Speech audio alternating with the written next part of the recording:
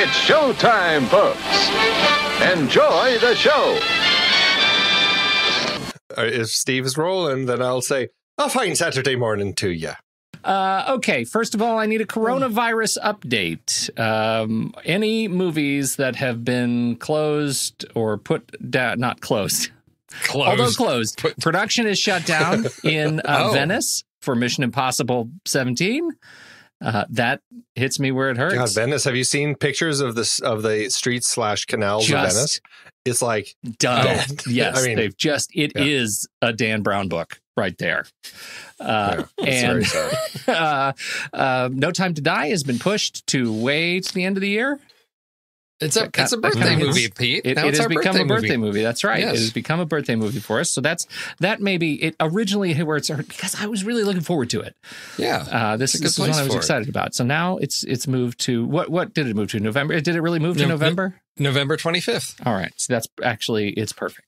It's exceptional timing. Thank you to the Broccolis. And so is it because they assume in April nobody's going to be going to movie theaters, and so they just figure we'll move it to November? I mean, why not? Because the summer's too packed, and I figure Thanksgiving is a good time for that. Because April 10th, well, I like the positivity that they all think that the coronavirus epidemic will be over. We will definitely have that solved. I like that positivity that they all have. I mean, because April 10th isn't like big tentpole movie weekend, but then to move it to like Thanksgiving, that's like prime territory. I would have thought, like Memorial Day or something like that. If you have it planned for a big holiday weekend, move it to another big holiday weekend. So I didn't understand why going from just whatever April 10th to, which is just a weekend. I bet they're wishing now they kept Danny Boyle on and actually got it out in 2019. You look at China. China right now, as of today, has over 70,000 theaters have been closed since January. This is, I think it will take some rehabilitation time. And my hunch is that's what they're talking about. Like, how long is it going to take the theater going audience, even if we opened all the theaters today that have been closed for some indeterminate amount of time? How long is it going to take them to actually ramp up and actually start seeing movies out in the theaters again? How soon do you want to go? If your theater's been closed since January because of this airborne disease, how soon do you want to go sit arm in arm next to your fellow theater mate? Doesn't it make sense to go right now? When it's empty. When no one is there? It's when you're the only one. Movies are coronavirus counter-programming. I see what you've done there. See? Yes. Well, now that you can pick your seat, it'll be interesting. You go log on, you go pick the grid, and you'll see everybody's got like at least one space between them. There should be a solid two recliners in between every piece. They just tape them off as crime scenes. Okay. Well, and you were talking about other movies that were affected. Mulan and Sonic the Hedgehog. China delayed both of those releases over there. And then Disney also had a big red carpet gala scheduled in the UK for launching Disney Plus over there. And that was also canceled, along with MIP TV, which is a big over in Cannes. That is a big TV gathering that happens annually. And that was actually canceled. Yeah. And I guess London also had a big book fair that was called off. So there's a lot of stuff that's getting scrapped. Games. Yeah, it's a big thing. This coronavirus. Not to mention Corona. Yes. The beer. Suffering. It's also a big deal. Sales because people think you can get it from the beer. No. Yes. No, see, you say things like that, and it makes me touch my face. And if I have learned anything that I'm not supposed to touch my face, then why do you give me facepalm lines? Okay, so that's the first big news. The second big news is all about Kumail Nanjiani, and we've talked about Kumail lately. It's been several weeks, I think, but we've talked about Kumail Bod, right? Yes, and his abs. Yes, we did. He's going to be a Bollywood actor in the Eternals. I'm pretty excited about that. Is that what it is? His character's a Bollywood actor? That's the whole idea. So the thing is, the Eternals live and exist amongst us, and so they have to take on and keep their identities kind of quiet. And so his character, his part is that he has become a Bollywood actor, and he is the most successful Bollywood actor at the time. And that's his role. And as a part of it, they're actually going to be doing as the article says, a significant Bollywood musical number in the Eternals. My interest is peaking about this movie. I was not at all peaking about this movie because I had assigned it the same sort of level of interest as the what was the other one with that was on TV and got one season. Was that the Immortals? Was that the Eternals? There was another Ols. Inhumans, not Ols, the Inhumans. Right. I just see those as it's all the same sort of spaceborne nonsense. Well, I think what that means is you guys are going to have to do a Bollywood series before that hits theaters to sort of get ready for that. I'd be okay with that. Yeah, we got a lot on our plate. Yeah, we do need to get that in there one of these days. I like some Bollywood dance movies myself. I think that would be really fun. So that is Kumail. You gotta check out Kumail. I think he is he's getting the most press, it seems like, from the Eternals, and I'm not sure if that's it by intention or that he just has just blossomed in his popularity. Is he the name now? Has he reached name status? Well, I think he's on the cusp of that because he had the one he wrote, Big Sick, with his wife, right? And then he's done a couple of I don't know that I would call them hugely successful, but more, mainstream like comedy type of things. What's that one he's got coming out with? Did we talk about that trailer? Where he gets, what is it, bacon fat in the face or kicked by a horse? Oh, no. That's the one where he talk about that. I thought we did, or we talked about it in Discord because everybody was surprised that it had a curse word in it, but it was still a green band trailer. What was the movie? Well, there's been a lot of those lately. This is the one where it's like he and his girlfriend are in the car and they get carjacked by a guy who says he's a cop, and then they runs over the body, and I can't remember. The Lovebirds? Is that what it is? I don't know. Well, a couple experiences a defining moment in the relationship when they're unintentionally embroiled in a murder mystery. Yes. So I don't feel if we talked about that, I don't remember. Maybe I wasn't here, or it was on Discord. Too. I don't know. Yeah. But that level of I would put that on the same level as like. Oh, and he was in Stuber, right? With so he's hitting those, very, I guess, public, or I don't know, visible type comedies that people are seeing a lot. So he's a recognizable face, I guess, is what I'm trying to get to. And a voice. He was in Doolittle. Are we going back to that again? And he was also voicing Men in Black International. That's right. That's true. He was in the Lego Ninjago movie. I just mean, is he a reason to go to a movie yet? Is he a reason? He's getting close. That's what we're saying, yeah. That there's a thing and he's about to cross over. He's getting close. All right. He's getting That's close, good. yeah. That's good. He's at that point where it's like he could go one way, he could go back. Yes. Yeah. I hope he doesn't go the other way, you guys. I really hope. Well, he wouldn't be the first. You just find the worst in everything, don't you? I do. Mm-hmm. I do. Yeah. He finds everything that's schlacky about it. I love what you're doing with it. I love what you're doing with Schlack. Let's keep that going. Let's keep workshopping. What else do we have on the list today? We've talked about the important stuff like Kumail Nanjiani and the coronavirus, but we have not yet to talk about Kids in the Hall or the geriatric reboot of Kids in the Hall. Oh, come on. Yes, yeah. I know. Yeah. I'm such love a fan. All of these guys. Really? Yes. It's only 8 episodes, but I love all these guys, and some of them have done quite well thereafter. Some I'm not a Canadian, so maybe they're quite popular on Canadian television. I don't know. But there's so many great, I guess, I was at that right age. Just perfect comedy, quotable moments, things that stuck with me. Even my kids know about I'm Crushing Your Head. That's just something that... Is that where that's from? And Andy, did you not watch Kids in the Hall? I've never seen it, although I've worked with Dave Foley, so it's almost like I've seen it. I think you do that a lot, and I don't think it means what you think it means. This is Amazon Prime Video is set to bring back new episodes of the critically acclaimed cult sketch series from Canada, The Kids in the Hall, says Deadline.com. I'm with Steve, big fan of Dave Foley, Kevin McDonald, Bruce McCulloch, Mark McKinney, and Scott Thompson. They are fantastic comic professionals.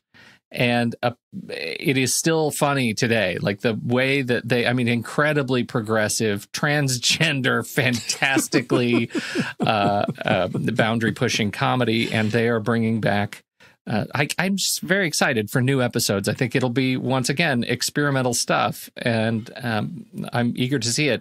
There is, that Dave Foley has straight up white hair. Yeah.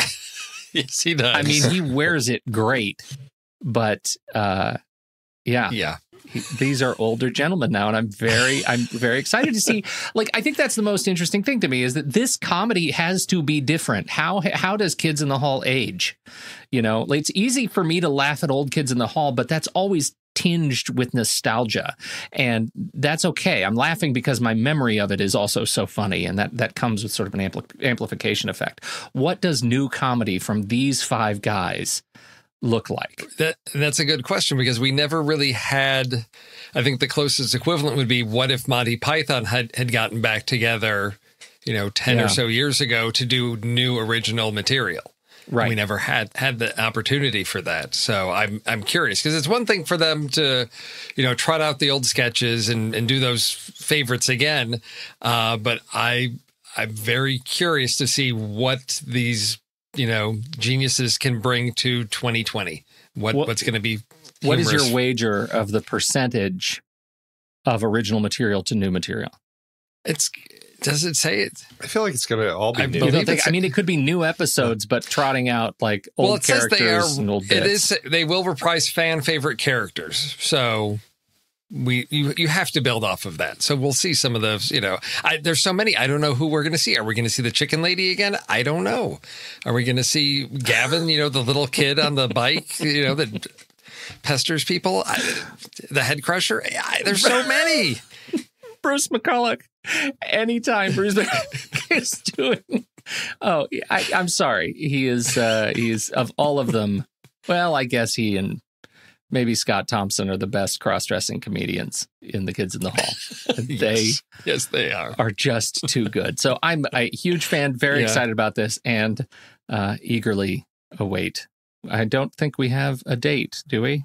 No, I did not see a date. Just an announcement presser. The other positive component of this is that it's executive produced by Lorne Michaels.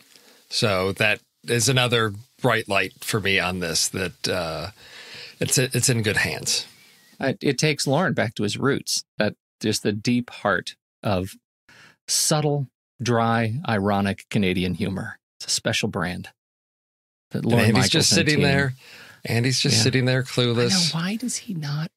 I don't know. Understand. It's like we're speaking a different language. I know. Is he sleeping? So interesting that Andy's sitting there completely clueless as to what's going on. Similar to, and this reminded me of a story that I just heard from my daughter. She walked into class, and the previous class was like an ESL, English as a second language class. And apparently one of the difficult concepts to translate is humor. So the teacher was showing clips from Monty Python and the Holy Grail. So everybody that's coming in for government class, my daughter is the only one that knows what this movie is. All of these other high school seniors have not heard of or ever seen this movie, ever. Well, it's a tragedy. I know. I'm just imagining a classroom full of Andys there, just sitting there like, is this funny? I don't know. Yeah, exactly. Poor Andy.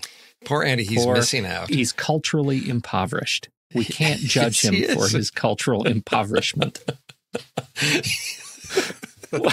All right. Do we? Thank you. Do we have any other? Come on. You're Australian. That's practically Canadian, Andy. Come on. Oh, practically. Right. Is that our only bit of news? Are we ready to do trailers? Let's do our ranking first. I have that open and ready. Oh, you're really shaking it up. Yeah. Wait. Oh, dang it. I don't have that rundown open. Is that on there? Is that what I'm supposed to be looking at? Some kind of schlack. I'm actually moving that to above. Andy's trailer and below bubbles. I'm just playing. I like it. You're shaking. This is improvisational Satmat right now. You're really doing it. Steve. What's going on? There you go. Did you watch Detroit? Catherine Bigelow's Detroit? Yes. The one where that tank in the street almost blew that little girl out of the window? Here we go. Shush, both of you shush. Detroit or 2001 A Space Odyssey. It's that time. It is that time. It's that time. Oh my goodness. Wow. 2001. My heart is beating so fast. Oh, it's so exciting. He's just clutching his pearls. Yes, 2001. The Pete's because I did see Detroit, and I know I enjoyed it more than you did, but it's nothing compared to 2001. Well, Pete's not here. Let's just vote all 2001 until he comes back. I don't have anything to add. All right, went from 376 to 309. It wasn't a huge jump. Detroit wasn't that high. Andy? You can have it. I hope you're happy. It's higher than it was. Oh, I'm so happy. I'm crying. Oh, it's beautiful. I'm just going to let you have this moment. All right. Whew. We don't need to do any more thanking tonight. Oh, no. Here we go.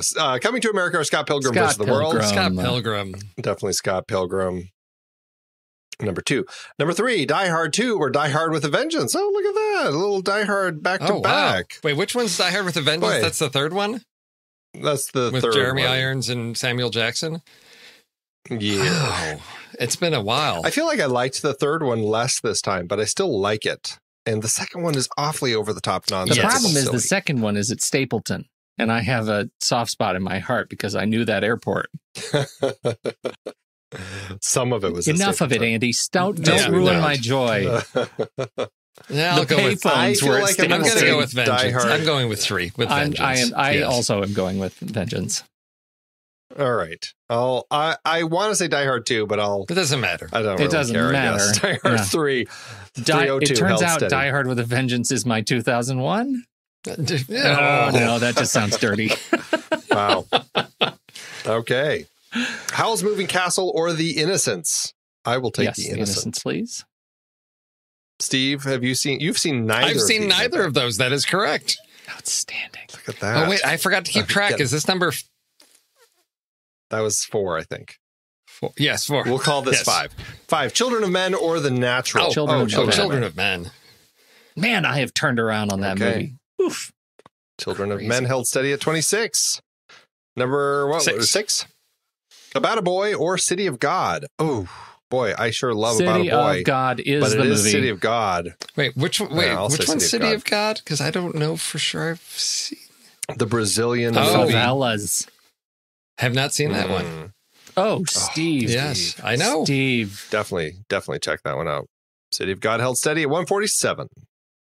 Next up, we have Christine or Cloverfield. Cloverfield. Yeah, Christine has its moments, and it's John Carpenter, but I'm going to say Cloverfield as well. A little jump, not much. Cloverfield went from 384 to 378. Next up, we have The Lonely Guy from our Steve Martin series we did recently, or Coogan's Bluff from our 1968 crime film. Wow, series. I'm going to go with Coogan's Bluff. I'm going to go with The Lonely Guy. I think Steve has seen The Lonely Guy, but not Coogan's Bluff. You've seen neither one? I've seen neither one. Wow. Okay. All right. I was going to say that, but I wanted to give Lonely Guy. I may have seen clips on cable back in the 80s, but I don't recall seeing the whole thing. It's pretty clever. It has its moments. It's not perfect. Oh, you can have it. Okay. Oh, look at that. All right. Well, it held steady at 336. That's fine. Yes. The Best Little Whorehouse in Texas from our recent Colin Higgins series, or Detour from our Film Noir series. I will absolutely say Detour. Steve, have you watched Detour yet? Yes, I've seen Detour. I'm sure it's on. Oh, no, I've watched that in Criterion. I haven't seen Criterion. Texas. Best Little Whorehouse, yeah. It has some great Burt Reynolds elements going for it.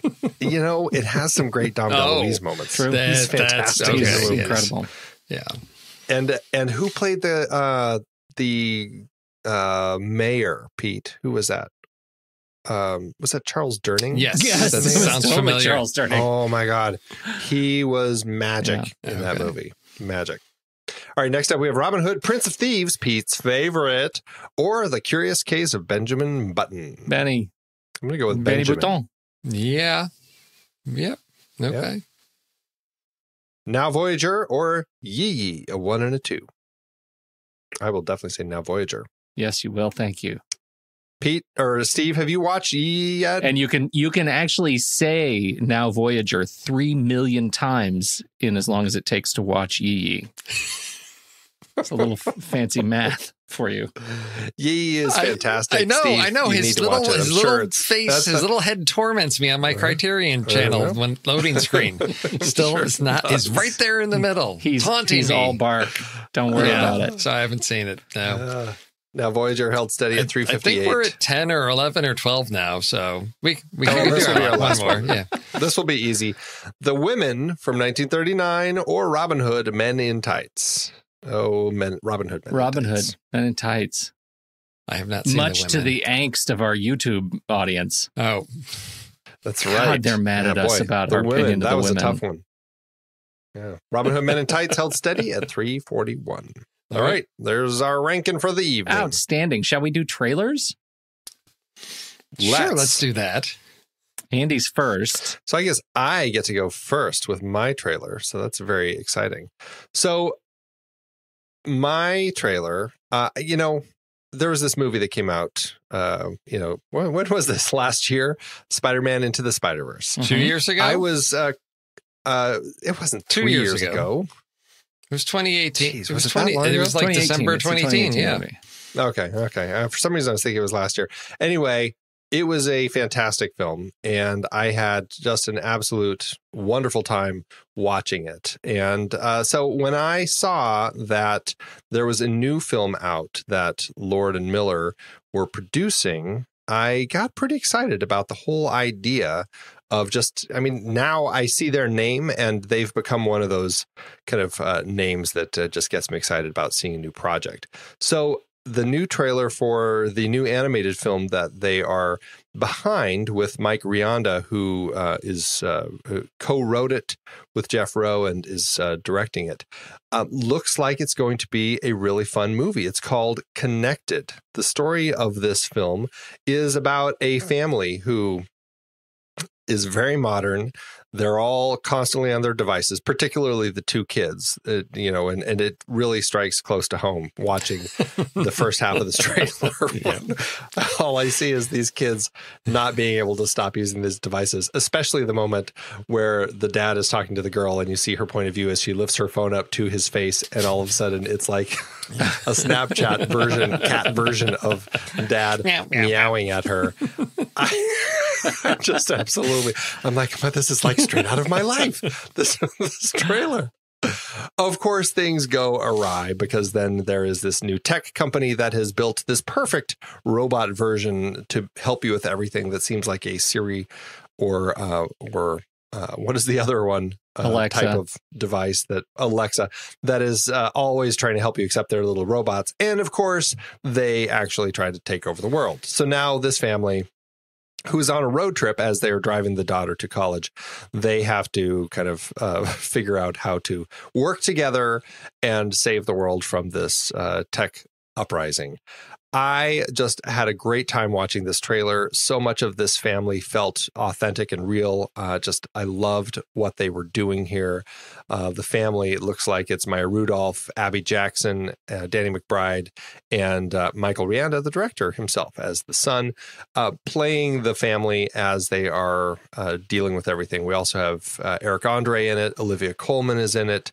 I'm really excited about what this is going to be, and knowing that Lord and Miller are behind it, I can't help but really kind of just feel pretty excited about what's going to happen with this one. What do you guys think? I think it's great. I think it looks like I got the same juice watching the trailer that I get from like Pixar movies, like where I just know I think this is going to be good. And so then I look at the cast and I see Olivia Colman and Maya Rudolph. Maya Rudolph is just one of those names that I will see stuff that she's in. She's just one of the most incredible character comedians working right now. And Danny McBride is straight up hysterical. I don't know how he's going to tone it down for an animated family feature because there's something not right about him that delights me and offends me in all the right ways. I can't wait to see what he does playing the dad, and I just love his anxiety about getting licked by that dog. That was a great joke in the trailer. I hope it pays off in the film. So the dog is great because it's the identify dog. Pig, dog, pig, loaf of bread. It's just brilliant. The design of the dog. There's so many things that are all working together well in this trailer for great family fun, creating that identifiable moment, at the table with the family that everybody can connect to, which is it's the other side of tragedy is comedy, and you've got this disconnected family and working together. I mean, it's going to hit all these familiar beats, but it just looks like they're having a lot of fun with this, and with this cast, I think it's going to be just so much fun to take the family to. Very much looking forward. Definitely. Yes. Well, its pre-coronavirus outbreak date of release currently is September 18th. Okay. We'll see how that shifts and what that does for world markets. But right now, assuming that everybody stays healthy, that's when you can expect it. Are we doing a Gregorian reset, like BCV? Before coronavirus? Yeah. All right, Steve, what do you got? I got something that is immune to the coronavirus because it's streaming on Shudder. Nice job. Streaming on Shudder. And I brought this for Pete because he's getting all into his horror movies. And it's like, you know what? He needs another subscription service. He definitely needs another one. So after seeing this trailer, I know he's going to want to subscribe to Shudder so he can watch The Room, directed by Christian Volkmann.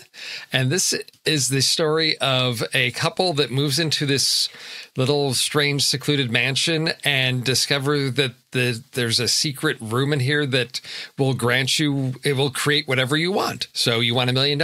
Boom, there's $1 million.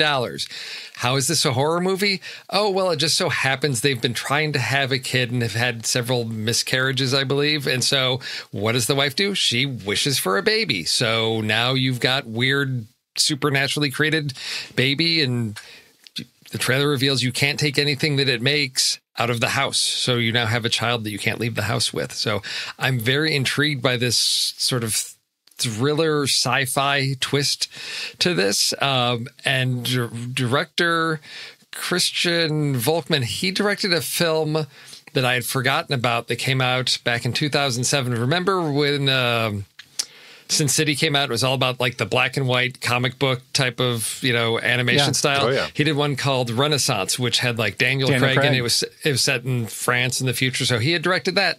So I thought, oh, that's okay. That had a cool style to it. The one thing that makes me a little concerned about this is when I look at the writing credits, and maybe Andy, I don't know if you can help me parse this out. We've got credits for screenplay, original idea, participation, dialogue, and adaptation on this. Now, I've seen adaptation, I've seen screenplay, I've even seen idea. I've never seen a credit for participation. Have you? That's like the honorable mention of WGA screenwriting credits? Yeah, I don't know. There's two people with participation credits on this. I'm wondering if it's a credit that they have started doing now, where in the arbitration process, if they can't decide, like somebody clearly was involved, but their credit wasn't that expansive, that they're like, well, they participated, but it doesn't show. We don't feel that they actually. I don't know. That's crazy. So. I'm looking on the. Okay, so here's WGA. They submit all participating writers. So the producer will submit all participating writers to the WGA. And then the WGA decides. So the participating writer is a writer who was either employed by the company to perform writing services on the project, or who sold literary material to the company and is a professional writer, as the term is defined in the MBA. I don't see anything saying the participation credit though. Yeah, because it only goes into arbitration if any participating writer objects to the proposed credits. That's when it goes into arbitration, and then they have to settle. And so I all I can think of is that somebody complained and they said, okay, you know what, we're going to give you a participation credit because we think that you are clearly involved, but not enough to actually warrant a writing credit. Yeah, it's... Wow, that's crazy. What's also weird is you have somebody that has original idea, but then you've got adaptation. And I always thought adaptation was coming from some other, and maybe it's a combination of an original idea and something adapted from something else, but it usually would say adapted from like the novel or something. So I don't know what the adaptation applies to, because because it was somebody else's original idea, then I don't know. It just is the most bizarre. I've got 1, 2, 3, 4, like 5 people, and some with multiple credits. It was just crazy. Something I'd never seen before. So I don't know if it has to do with streaming rights as well. If there's something different, I have no idea. It's very strange. I mean, obviously, like Eric Forestier is credited for adaptation, dialogue, and screenplay. So quite a number of them. And then the top one, Sabrina, has a collaboration credit. So she didn't participate; she collaborated. Well, she's more modern than everybody else. So, aside from the crazy writing credits, what I saw in the trailer for the story looked like right up my alley for a nice suspenseful thriller with some jump scares, but with enough sci-fi that keep me guessing as to where the story goes. So I don't know. What'd you guys get out of this as far as horror-esque type film? The first thing that came to mind was that, what was that movie directed by, it was called The Box? Yes. Is that what it was? Yes. Directed by, was it Scott Kelly or Richard Kelly, right? Yes. Who, and it was where the couple got this box and they could make a wish and, what they wanted would appear, but something terrible would happen somewhere else in the world. And so it was this give and take, and kind of the moral dilemma that these people had about, I want $1 million, but that means something terrible happens somewhere else. I loved that idea, and I certainly think the idea here is similar, but in a way that I find gratifying. I find that exciting, that whole idea. The whole idea of not being able to take it outside of the house makes me wonder a little bit about it, because I feel like, well, that complicates it, because obviously, at least in the trailer, it seems like they're spending their money to like redesign the house and stuff. Maybe they're not. They're just wishing the house to be nice. I don't know. But then it gets into the whole idea of wishing the kid, and I feel like it's going down some really interesting roads, and I can't tell if it's going to end up being like a great movie or not, but it certainly looks like something that will be very intriguing. So it piqued my curiosity for sure. It's funny. I ended up with another movie on my list, not as a trailer, but that I have like next in my list of things to watch, that also stars Olga Kurylenko. And we like Olga Kurylenko. She was in Oblivion and Quantum of Solace and The Hitman and The November Man. And she's always played, not always, she's got a bunch of credits, but in the movies that I've seen, she's played a certain kind of character. And so this next movie on my list is called Hold Your Breath. It's a French movie, original title Dans la Brume, which means in the fog. A family is fighting to escape as Paris is filled with a deadly gas. And it also stars opposite her Roman Duris, who we talked about in L'Auberge Espagnole. And so I'm really excited to watch that movie because I like her so much. So it is with great pleasure that you bring The Room, which has her in it playing a very different kind of character, right? I think this is certainly seems like a more expansive role for her, and it gives a lot of sort of room for her to play against grief. And I think that looks really exciting. I love the horror aspect. I think some of the quick clips that they show us of things evaporating as you take them outside, and that final shot of, dad or mom or whatever he says and comes running toward the door is it's darn spooky. I like that. I think it looks great. All right. Well, coming sometime in March to Shudder. Apparently on the page right now, people are saying, hey, it's March. Where's the movie? I think it comes out March 12th. Hey, where's the movie? Come on, give us the movie, please. So sometime this month, you can start your free trial and check out The Room on Shudder. Outstanding. Sweet. Well, I also have a BCV release date in June. Trailer just dropped today. I haven't heard anything if this is one that's on the fence for moving, but it seems like this one is going to be a tentpole. It is one that stars the good Tom Hanks, also written by the good Tom Hanks. That's exciting. He is not directing this movie. It is Aaron Schneider's film Greyhound. Tom Hanks is starring as a captain in World War II, and he is captaining the Greyhound, nicknamed this World War II ship. It is a Fletcher-class destroyer, and it is moving across the ocean. And as it's moving across the ocean, the U-boats, the German wolf pack, finds him and chases him, and it becomes a cat and mouse game across the surface of the ocean. And it looks like an awesome boat action film. There are some things in here that it is telling ostensibly a true story about a true character. And then there are things in the trailer that remind me it's also a movie, because I have a really hard time believing that the Germans will call in the middle of the night and say, good luck surviving the night. I have a really hard time with those kinds of moments. But he looks great. It's his first crossing, and so that's the story. Tom Hanks. It is based on the book by C.S. Forster called The Good Shepherd. Also stars Stephen Graham, Rob Morgan, and Elizabeth Shue. What do you think? I struggle with World War II movies. There's just so many of them, and I always put up my guard a little bit, because sometimes it's just, is it a really compelling story?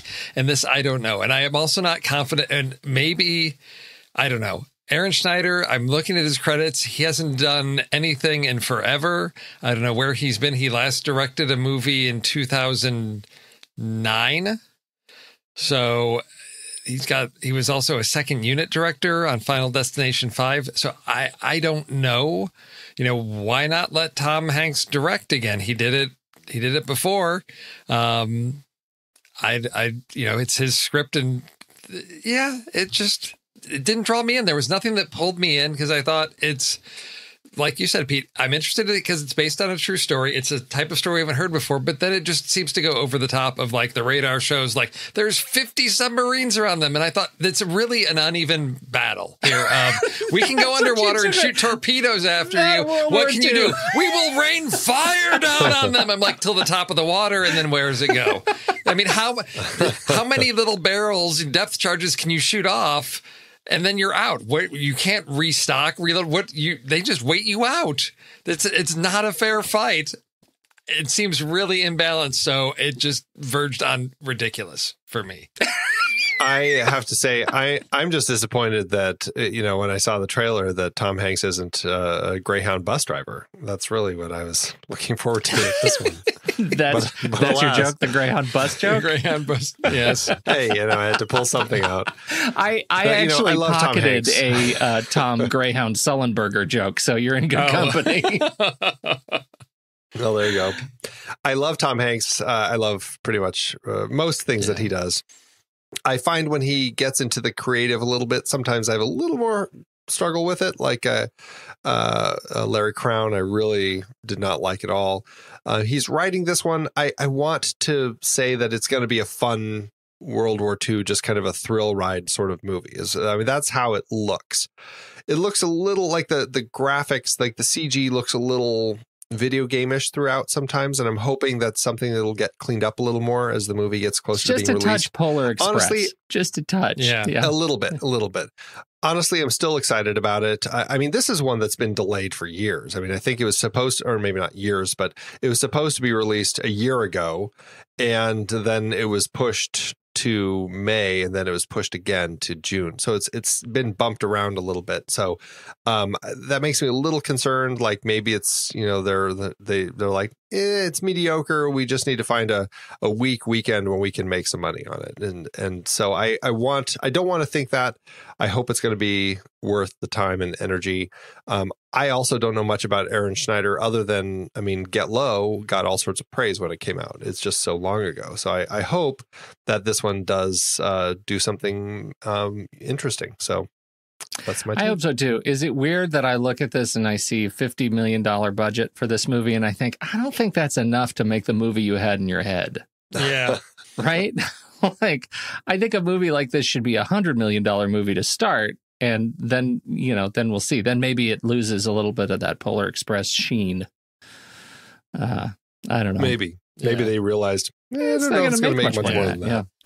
Well, that's my trailer. June 12th, 2020, BCV release. All right. What do we do now? Now that we aren't, I don't even know what to do myself. Now that we've thrown the order. It's list time. I didn't know Andy was bringing a song. Okay. That's about as much as I bring song-wise. All right. What do you got? Great surveillance movies. Yeah, so we talked about Le Samurai this week. That is the movie we're chatting about. And there is, I don't know if I'd call it great surveillance in that film. There was some surveillance in that film. We'll leave it there. And that was the option that was voted for us to discuss on our list this week, leaving out Rounding Up the Usual Suspects and movies that depict clever ways to outwit the cops. We ended up with Great Surveillance. So here we go. We're going to get started on talking about some surveillance. And I guess I get to start. So I'm going to start with a movie. There's a lot of great surveillance in film.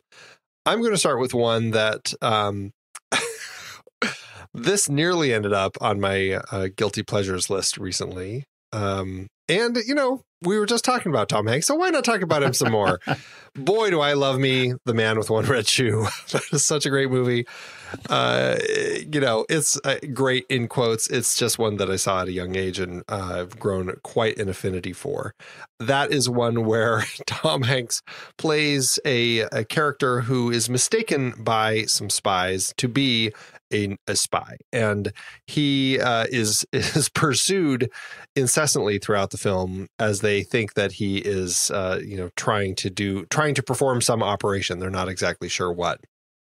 And Dabney Coleman, who is the head of the opposite organization who is trying to track him down, sends his people out to bug his house, to follow him, to check the sewers for what he's flushing in his toilet, all sorts of stuff.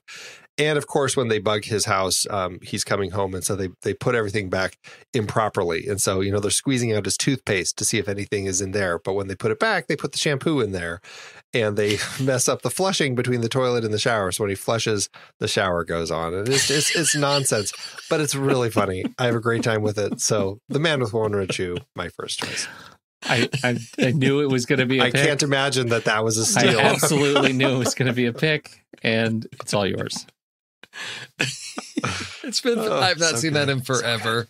Oh my gosh. Oh my God. Such a funny movie.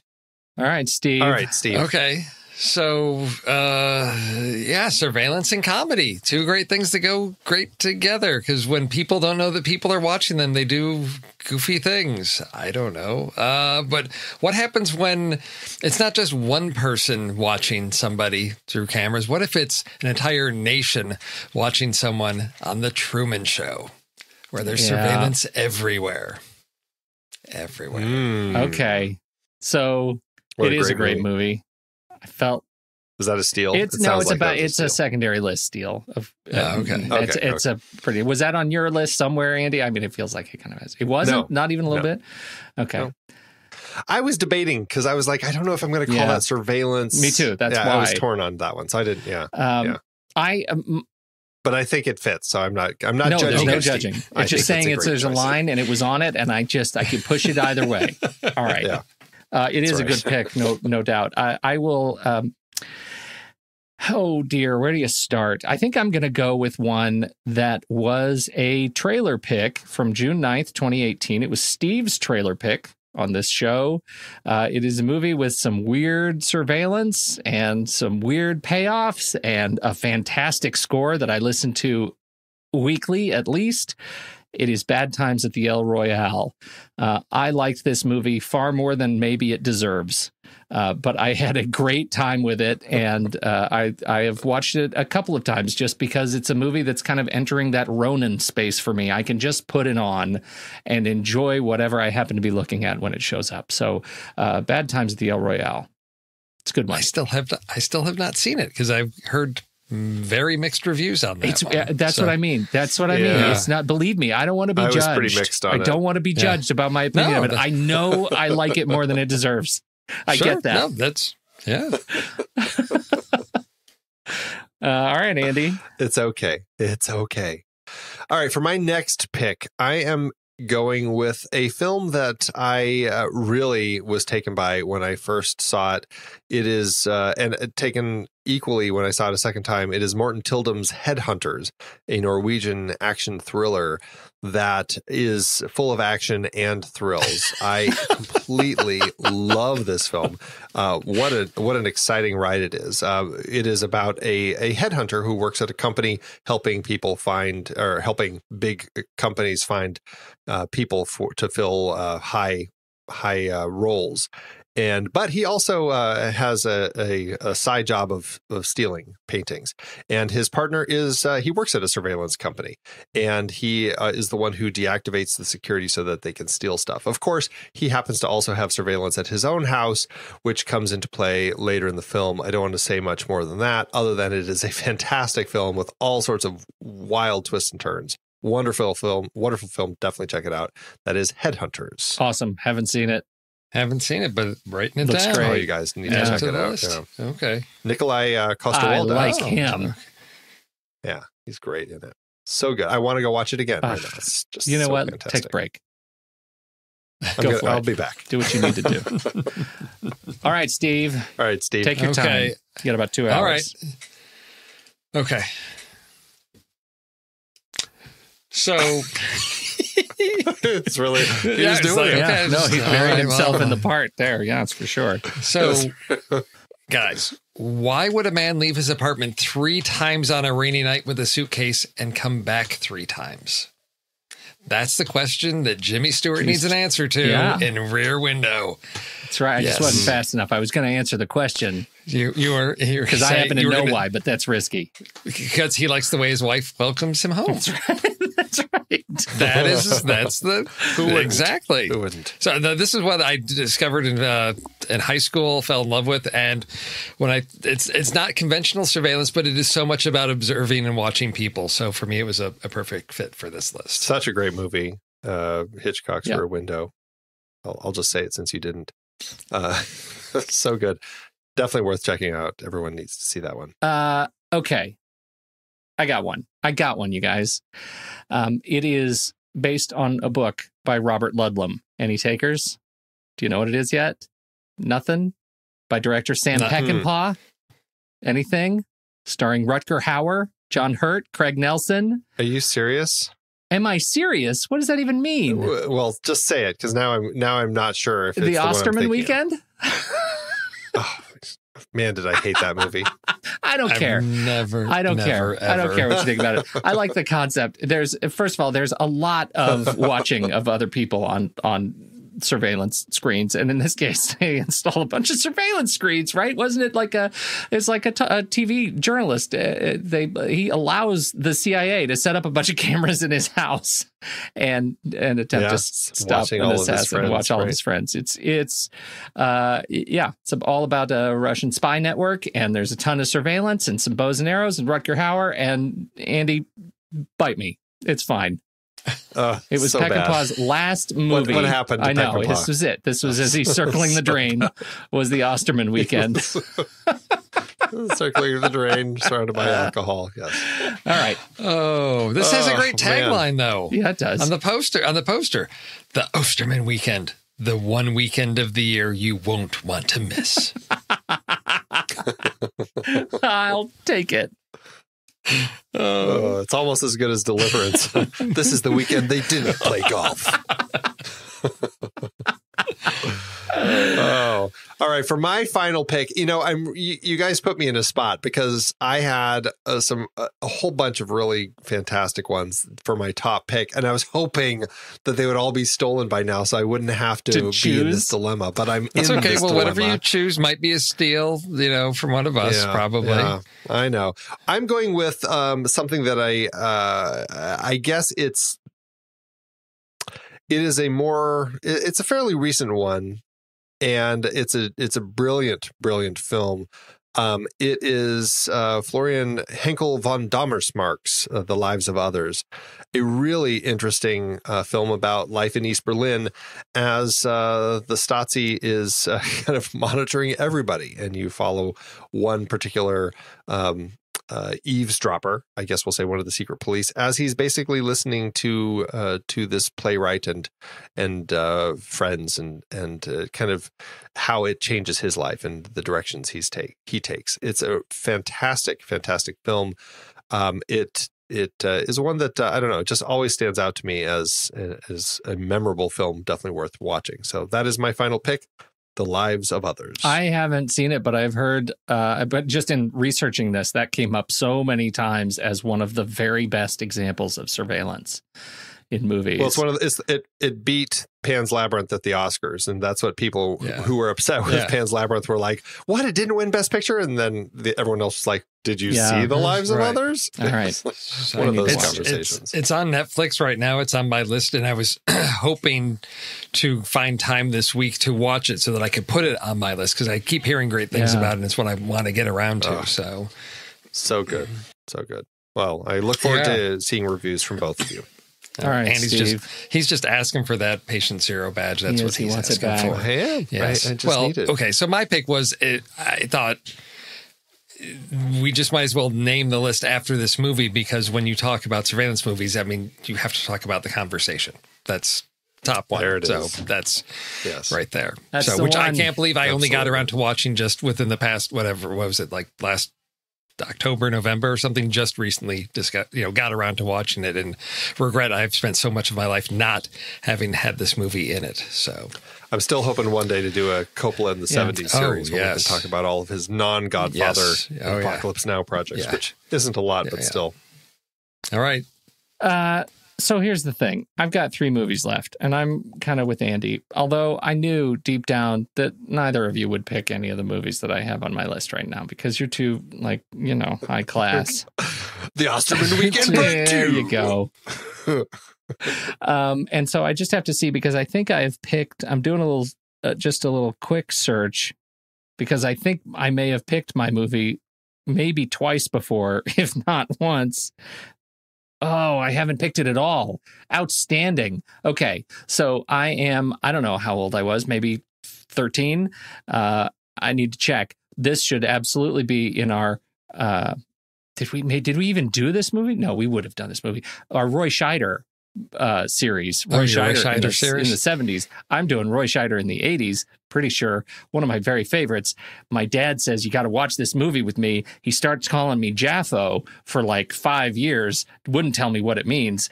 Then he shows me this movie about a helicopter with whisper mode, and I am all there for it. That's right. It's Blue Thunder, helicopter hovering outside a building using infrared cameras and listening because it's on whisper mode. It's amazing. I'm 15 right now just thinking about it. Blue Thunder, Roy Scheider. Fantastic. Yeah. So, you've mentioned it before. You've mentioned it. It hasn't been on the list, but I know you've talked about it and your love for this movie that I think I saw most of once on like HBO or Showtime back in the 80s.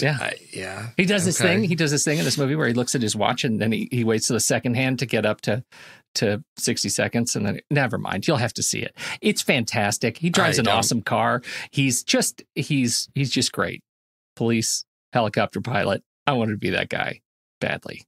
I remember loving it back in the 80s when I watched it, but I haven't seen it since. So I don't remember it well enough. But it's one that I should Or maybe not. Maybe it's fine. It makes me maybe nervous. It's fine. I just am relieved that it's on the list along with my other 2 picks, Bad Times at the El Royale and the Osterman Weekend. Have a great time, everybody. Pete's recommendations are mwah. Yeah, see, John Badham, he was just all over the place in the 80s and 90s with the quality of films he made. He was just... yes, he was. Yeah. Very up and down. All right. Anyone have any interesting backups? I had a few that weren't stolen. Actually, I have some that in hindsight, I probably should have picked instead.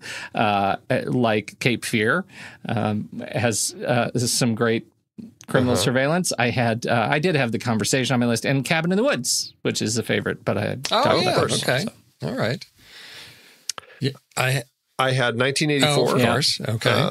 Of course, and then I had The Dark Knight. Those were the other two. Yep. Okay. Yep. See, I had if somebody was going to take the conversation, then because I thought for sure it was going to be on a list. I had as backups was Blowout and the documentary Citizen 4, which is all about surveillance. It is, and the Snowden. Oh, yes, more Snowden.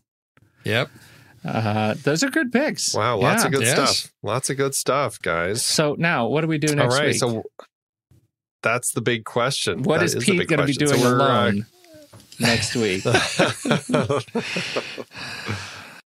have to shift our time. We'll figure something out. But we're kicking off our Spike Lee series. We're going to be kicking off with one of his first big award somewhat recognized films, Do the Right Thing from 1989. So what do we want to do for our list options? Best movie pizza.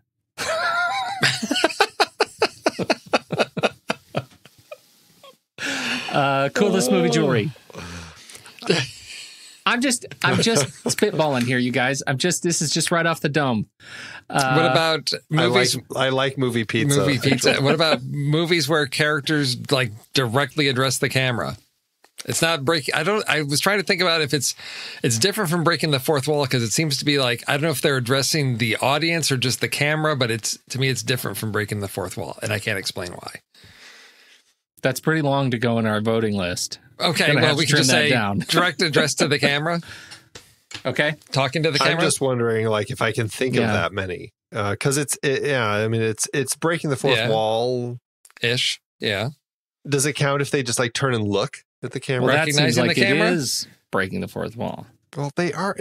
I don't know. I feel like it's a weird line, because I feel like acknowledging that there's a fourth wall. Like, what is this? What is this wall doing here? All right, let's keep going. It's okay. So I noticed you didn't drill in on the jewelry, so let's keep going. Best. What about Riots? Riots. Excellent movie. That's a good Riots. one. Okay. Yes. Yeah. I was going to say best solo dance sequences. Oh. Jeez, you weren't just like trying to kill us. He's killing anybody. That's like a wrapped up gem in a bow with pretty bows and more gems on it for Steve. He's all about dancing. He should know all of these movies. I should know all the dancing movies. Yes. Okay. It's all right. What else? What else we got? So we've got pizza. We've got no, that's going to be too hard. I was going to say like movies with a disc jockey, old school disc jockey represented. What about just movies that are set on really hot days? Ooh, hot day movies. I could go with that. Or just hot weather movies. We could also do like city block movies that take place in an isolated geography. Okay, I like that one. Oh, okay, yeah, okay. So limited geography, yeah, but more than a house, less than a city, right? Yeah, there we go. More than a less house. than a borough. There you go. Put that on the list. Pretty much more Brooklyn. Than a house, if less it than takes a place city. in Brooklyn. Yeah. It's like a neighborhood would qualify. Yeah. Okay. Right. Yeah. Okay. I like that. How many are we up to that you approve of? We've got 5 on here now. Movie pizza, movies where characters directly address the camera, movie riots, hot weather movies, and isolated geography. Ooh. Okay. Put them all on there. Oh, geez. We're really thinning out. No, we got to pick. We got to pick. Yeah. I say we cut out pizza. I feel like we've done a fourth wall breakage. We have, which is why I was trying to make a distinction. So we can get that out of there. I like the riots. Yeah. Pizza, really? So we like the well. We can have pizza. I'd say we go with the riots, the weather, and the geography. Yeah. So movie riots, hot weather movies, and isolated done geography. and done. I love it. All right. Woo. So that's going to go up in the Show Talk channel over on our Discord group. For those of you who are Patreon members, you can hop in there and get your vote cast before next week. And if you don't have access to our Show Talk channel, now's the time to sign up for Patreon, right, Absolutely. Pete? You know what? You could watch this nonsense, this stuff right here that we're saying. We recorded it live and other people could jump in and watch, and you weren't there. And we're wondering where were you? You should absolutely join us for the live show. It's really fun. We're going to be live streaming even more of these kinds of things. Steve doesn't even know it yet. It's going to be fantastic. So you can do that. You can access the members only channels, and you get the finished edited show. You get that even early. It comes out on your very own personal RSS feed that unless you're a patron, you don't even know that you're missing out. So you should check us out. Patreon.com/thenextreel. There it is. You know what else you can do at thenextreel.com/merch, Pete? What's that, Steve? You can buy merch stuff. You can buy merch stuff at thenextreel.com/merch. You get all your merching needs met with shirts and stickers. Shirts, stickers, mugs, whatever you want. We got all kinds of stuff. If you happen to be somebody whose opinion that other people listen to about movies, you could get the Patient Zero shirt, and you could wear that badge on your chest. All at, as Steve says, it's at thenextreel.com/merch. Although I feel like I should buy stevesmerch.com and just redirect it.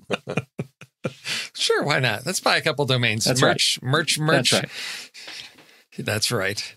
No schlackymerchhere.com. I love it. Well, everybody, thanks so much for tuning in. We appreciate your time, and that's it. So until next week. Bye, everybody. Hondo.